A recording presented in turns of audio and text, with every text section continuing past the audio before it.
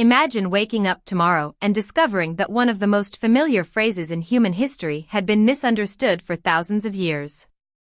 Not mistranslated. Not corrupted. Simply misunderstood because we kept reading an ancient world through modern eyes. What if the words heaven and earth were never intended to describe the entire physical universe in the way we imagine today?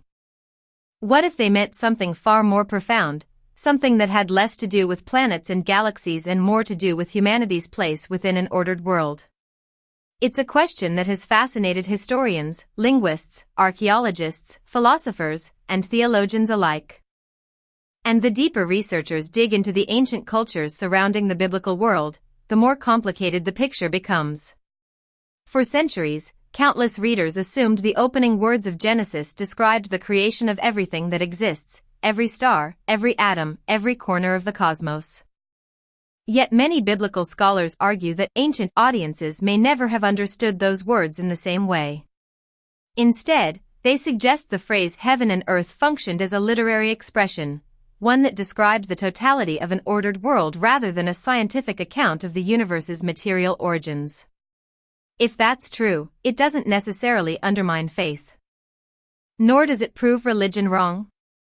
Instead, it challenges one of our deepest assumptions about how ancient texts communicate truth.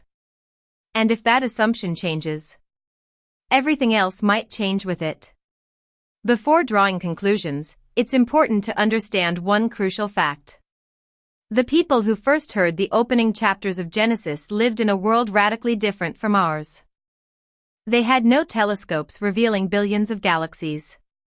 They knew nothing of black holes, expanding universes, or quantum physics. Their understanding of reality came from what they could observe with their own eyes. When they looked upward, they saw an immense dome stretching across the sky. Above that dome, they imagined waters. Below their feet lay the earth. Beneath the earth rested the mysterious realm of the dead. This wasn't unique to ancient Israel. Across Mesopotamia, Egypt, and much of the ancient Near East, civilizations shared remarkably similar pictures of the cosmos. Although their religions differed, their basic understanding of the world's structure often looked surprisingly alike. For them, the universe wasn't an infinite vacuum filled with distant galaxies. It was an ordered, inhabited world surrounded by forces of chaos. The greatest mystery wasn't how many stars existed. The greatest question was whether order could triumph over disorder. That distinction changes everything. Modern readers often approach Genesis asking scientific questions. How old is the Earth? How were stars formed? When did life begin? Ancient listeners may have been asking something entirely different. Who established order? Who gave purpose? Who rules over creation? Those are not scientific questions. They are theological ones. And recognizing that difference may be the first key to unlocking one of the Bible's oldest mysteries.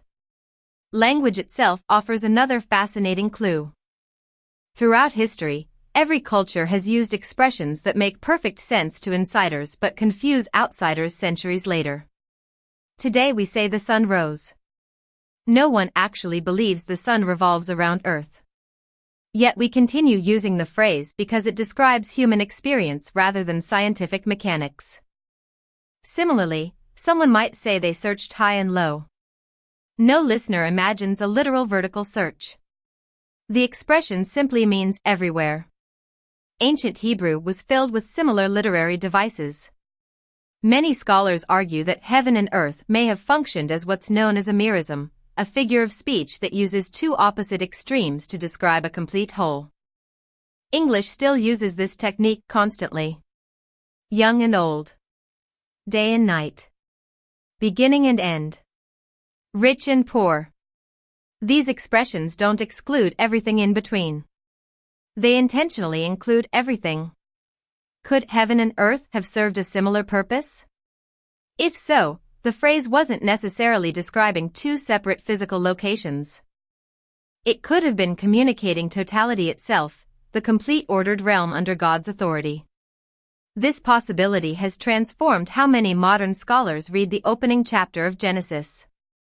Rather than asking whether the text explains the mechanics of cosmic origins, they ask what message the author intended to communicate to an ancient audience. That question shifts the conversation from science to meaning. And meaning is often where ancient literature reveals its deepest layers. Archaeology has added another remarkable piece to the puzzle. Over the past 2 centuries, excavations throughout the Middle East uncovered libraries buried beneath desert sands. Clay tablets written thousands of years before Christ revealed creation stories from neighboring civilizations. The Babylonian Enuma Elish. The Atrahasis epic. Ancient Sumerian traditions. These texts surprised researchers because they shared certain literary patterns with Genesis while presenting dramatically different theological conclusions. Most surrounding cultures described creation as the result of violent conflict among competing gods. Chaos battled order. Divine wars filled the heavens. Mountains formed from slain deities. Human beings were often created as servants to relieve exhausted gods from manual labor. Genesis sounds strikingly different. There is no divine battle. No rival deity threatens God's authority. No cosmic struggle determines the outcome. Instead, God speaks. Order emerges. Darkness gives way to light. Waters are restrained. Life flourishes. Humanity receives dignity rather than slavery. Many scholars argue that Genesis deliberately responds to the worldview of its neighbors, presenting one sovereign creator who establishes order without conflict. In that reading, the focus is not on satisfying modern scientific curiosity but on proclaiming who God is and what kind of world humanity inhabits. Notice what repeatedly appears throughout the narrative. Separation. Light from darkness. Waters above from waters below. Sea from land. Day from night. Each act introduces boundaries. Each boundary transforms chaos into an ordered environment capable of sustaining life. Ancient audiences would have recognized this theme immediately because order represented survival itself. Farmers depended upon predictable seasons. Cities required stable governments. Families relied upon established customs. Without order, civilization collapsed into chaos. Genesis portrays creation as the establishment of meaningful structure, where everything receives its proper place and purpose. That emphasis becomes even more striking when the 7th day arrives.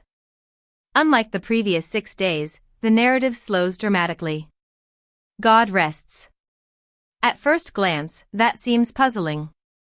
Why would an all-powerful creator need rest? The ancient world provides an intriguing answer. Throughout the ancient Near East, when kings completed construction of a great temple, they would ceremonially enter it and take their seat upon the throne. Their rest did not mean recovering from exhaustion. It signified that they had taken up residence to govern. Some biblical scholars suggest Genesis intentionally echoes this royal imagery. If so, God's rest symbolizes divine rule over an ordered creation rather than physical recovery after labor. Suddenly, the creation account begins to resemble something more than a story about manufacturing matter. It becomes a story about establishing sacred order, assigning purpose, and declaring divine kingship over the whole of creation.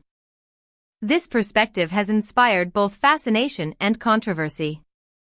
Some embrace it as a richer understanding of Scripture's literary and historical context. Others worry it risks diminishing the Bible's authority or departing from long-held traditions. These debates continue among sincere believers, historians, linguists, and theologians, often reaching very different conclusions while drawing from the same ancient text. Yet one undeniable fact remains. The opening words of Genesis continue to spark conversations unlike almost any other passage in history. Because behind the familiar phrase heaven and earth lies a deeper question that transcends language itself. What exactly did the original audience hear when those words were first spoken? The answer may not only reshape how we read the first page of the Bible. It may transform how we understand the relationship between heaven, earth, humanity, and the God who stands at the center of the story. The deeper we venture into the ancient world, the more we realize that words often carried layers of meaning that are difficult to recognize today. Modern readers tend to separate history, science, poetry, and theology into distinct categories. Ancient writers did not always draw those same lines. Their stories could communicate historical memory, profound theological truth, and poetic symbolism all at once. That realization has led many scholars to ask an intriguing question: what did the ancient Hebrews actually mean when they spoke of heaven and earth? In English, the word heaven immediately evokes images of an eternal spiritual paradise, a place believers hope to enter after death. Yet the Hebrew word most often translated as heaven, shemayim, could refer to several different realities depending on the context. Sometimes it simply meant the sky. Birds flew through the heavens. Clouds drifted across the heavens. Rain descended from the heavens. Other times, it referred to the vast realm beyond human reach, the place where the stars appeared to move across the night sky. And in many passages, heaven became a way of speaking about God's dwelling, emphasizing his transcendence and authority rather than pinpointing a physical location. The same flexibility existed with the Hebrew word translated as earth, eretz. Today, when we hear earth, we usually think of the entire planet suspended in space. Ancient Hebrew audiences, however, often used eretz to mean the land, a particular territory, or the inhabited world known to them. This distinction is easy to overlook because modern translations use familiar English words that naturally trigger modern assumptions. Imagine translating an English phrase 1,000 years from now without understanding today's culture. Future readers might misunderstand expressions like "the whole world watched the game," assuming every human being literally viewed the same event simultaneously. We know that's simply an idiom expressing widespread attention. Could something similar happen when modern readers encounter heaven and earth? Many linguists believe it is entirely possible. Ancient Hebrew literature frequently employed poetic expressions that conveyed completeness rather than scientific precision. Instead of offering technical descriptions, these expressions invited listeners to grasp the broader significance of what was being communicated. This doesn't mean the text was false. It means the text communicated truth differently than modern scientific writing does. That distinction has become increasingly important as biblical scholarship has developed over the last century. Researchers began paying closer attention not only to what biblical authors said but also to how they said it. Patterns started emerging. Genesis chapter 1 is remarkably structured. Each day follows a carefully ordered rhythm. God speaks. Something comes into existence. God evaluates it as good. Time advances. The sequence repeats with remarkable consistency. This repetitive pattern resembles highly stylized Hebrew literature more than spontaneous historical narration. Many scholars point out that days 1 through 3 establish realms, while days 4 through 6 populate those realms. Light and darkness are established. Then the sun, moon, and stars govern them. Sky and sea are separated. Then birds and fish fill them. Dry land appears. Then animals and humanity inhabit it. Whether one interprets these days literally or symbolically, the literary symmetry is difficult to ignore. The narrative appears intentionally organized. It's almost architectural. Rather than presenting random events, the author builds a carefully balanced picture of an ordered creation. Some theologians argue that this literary elegance itself communicates an important theological message. Creation is not accidental. It is purposeful, ordered, intentional. Every element occupies its proper place. This concept of order extends far beyond Genesis. Throughout the Old Testament, order consistently reflects God's character. Chaos, by contrast, often symbolizes danger, rebellion, uncertainty, or judgment. Even the sea frequently represents untamed power that only God can ultimately control. In several biblical passages, God is portrayed as setting boundaries for the waters, preventing chaos from overwhelming creation. For ancient audiences living near unpredictable rivers, violent storms, and seasonal floods, this imagery carried enormous emotional weight. Water sustained life. But uncontrolled water also destroyed civilizations. The message was not merely about geography. It was about sovereignty. God alone establishes limits. God alone sustains order. As scholars compared Genesis with other ancient Near Eastern texts, another fascinating observation emerged. Many neighboring civilizations viewed temples as miniature models of the universe. Their architecture symbolized the relationship between heaven and earth. The temple represented the place where divine and human realms intersected. This idea has prompted some biblical scholars to suggest that Genesis itself portrays creation as God's cosmic temple. According to this interpretation, creation is not merely about constructing physical matter. It is about preparing a sacred space where God chooses to dwell among His creation. This reading gains attention because later biblical passages frequently connect God's presence with temple imagery. The Garden of Eden itself contains several features that resemble later descriptions of Israel's sanctuary. Precious stones, flowing rivers, sacred trees, the presence of God walking among humanity, guardians stationed at the entrance after humanity's exile. These parallels have generated lively discussion among historians and theologians alike. Some believe they reveal intentional literary connections. Others consider them intriguing but ultimately inconclusive. Either way, they invite readers to notice details that often go unnoticed. The more carefully one examines Genesis, the more layered it appears. This complexity also affects how we understand one of Scripture's most debated phrases, the heavens and the earth. If ancient audiences viewed creation primarily as an ordered sacred space rather than simply a collection of physical objects, then the opening declaration may carry richer implications than either side of the modern science versus religion debate often acknowledges. It becomes less about explaining the mechanics of material origins and more about announcing who rules reality. In that sense, Genesis opens not with a laboratory report but with a royal proclamation. The Creator reigns.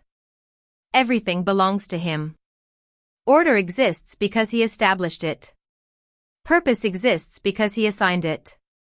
Humanity exists because He willed it. These themes echo throughout the Bible from beginning to end. Yet not everyone agrees with this interpretation. Many faithful readers continue to understand Genesis as a straightforward historical account describing 6 literal days of creation.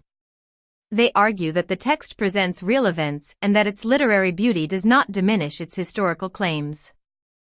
Others maintain that Genesis intentionally combines historical foundations with symbolic and theological language, believing that these approaches are not mutually exclusive.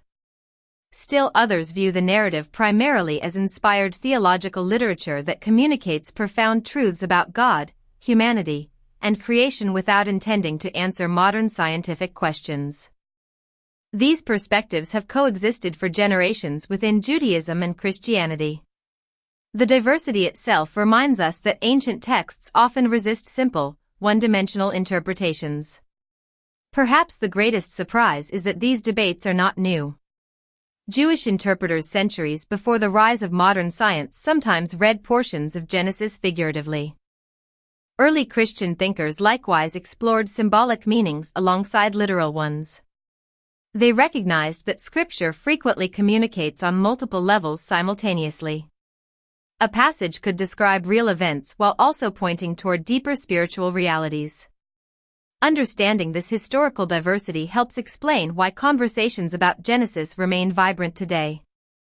The debate is not merely between belief and skepticism. It is often a discussion among believers seeking to understand the text as faithfully as possible. Meanwhile, advances in archaeology continue uncovering clues about the intellectual world in which Genesis first emerged. Ancient inscriptions, temple carvings, royal monuments, clay tablets. Each discovery offers another glimpse into how people living thousands of years ago understood the cosmos. These discoveries cannot prove every interpretation. Nor can they settle every theological disagreement. But they can illuminate the cultural backdrop that shaped the language of the biblical authors. And context changes everything. Consider this analogy. If someone today discovered Shakespeare without any knowledge of English idioms, they might conclude that all the world's a stage described an enormous theater covering the planet. Without understanding metaphor, they would completely miss Shakespeare's point. Likewise, reading Genesis without appreciating ancient literary conventions may cause modern readers to ask questions the original audience never intended the text to answer.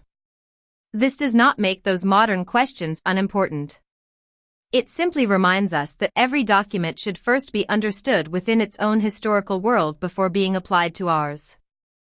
That principle guides historians regardless of whether they study Egyptian inscriptions, Greek philosophy, Roman law, or biblical literature. The challenge is not deciding whether Genesis is meaningful. The challenge is discovering what its earliest hearers would have understood, and only then considering what that meaning might say to us today. And as we continue this journey, another astonishing possibility begins to emerge. What if the greatest mystery surrounding heaven and earth isn't about where they are?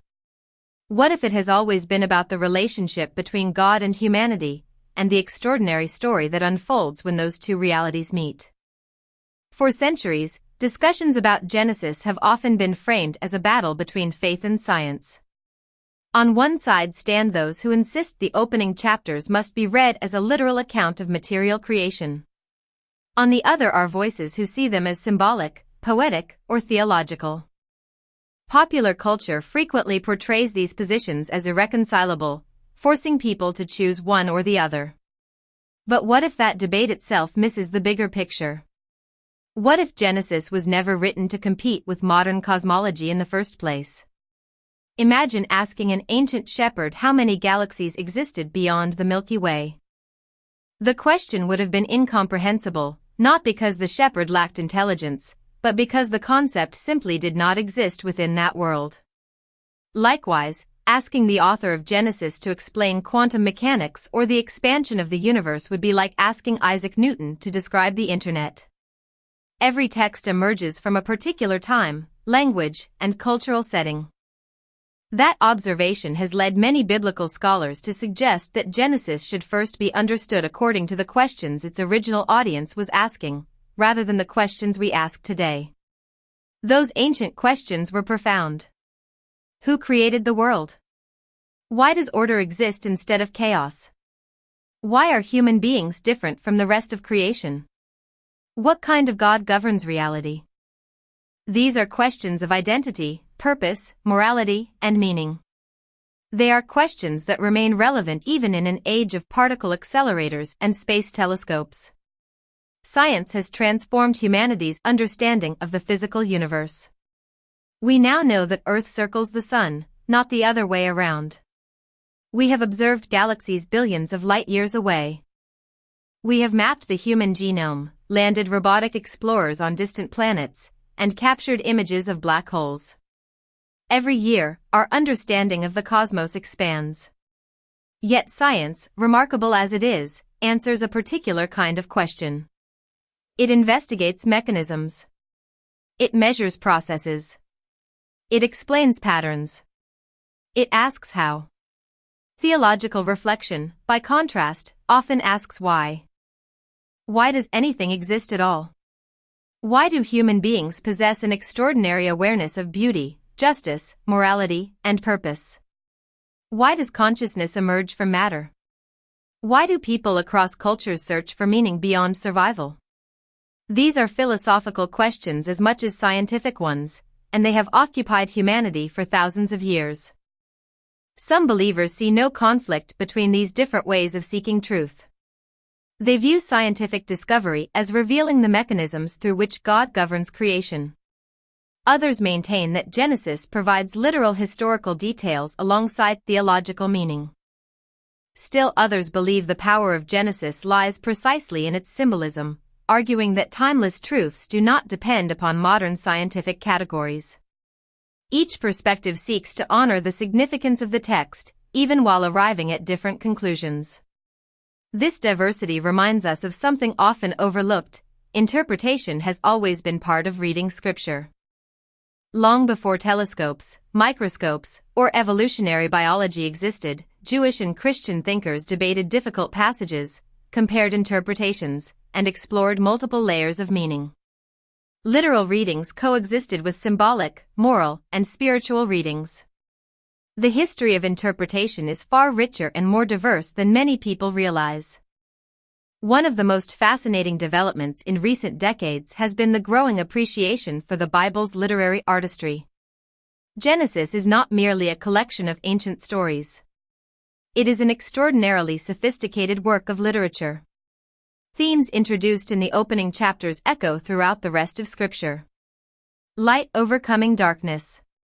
Order overcoming chaos. Exile followed by restoration.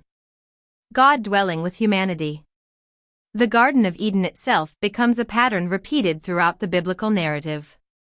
Humanity begins an intimate fellowship with God. Disobedience fractures that relationship. Exile follows.